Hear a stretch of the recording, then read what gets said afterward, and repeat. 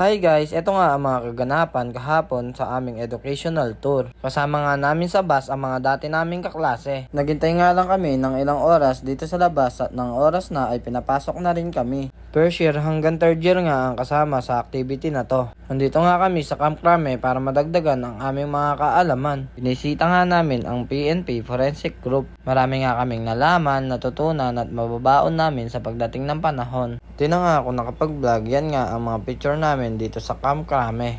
Pagayari nga ay pumunta na kami dito sa MOA at dito nga namin napili na kumain sa Saburi. At dito nga rin pala kumain ng mga kasama namin sa bus. Pagkatapos nga namin kumain ay ito na nga ang last destination namin para sa araw na to. Andito nga kami ngayon sa Star City. Hinintay nga lang namin itong mga ticket para makapasok.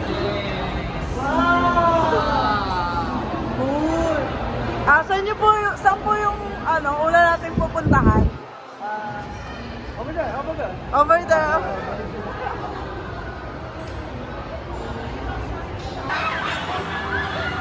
At syempre, hindi naman namin nahayaan na hindi namin matry itong Snow World Manila na sikat sa Facebook at TikTok. Ano nga daw malamig sa loob guys, kaya bumili kami nitong panlagay sa tenga at gloves. Ito nga gloves ay optional lang at nagkakalaga nga ito ng 300 pesos. Hindi nga ito kasama sa package ng ticket namin, kaya sa mga nagbabalak na pumunta dito ay 250 per person. Kaya rin nga ay nagpunta kami dito sa souvenir shop at nagtingin-tingin kami ng mga pwedeng ipasalubong. Napakarami nga na pwede nyong pagpilian dito.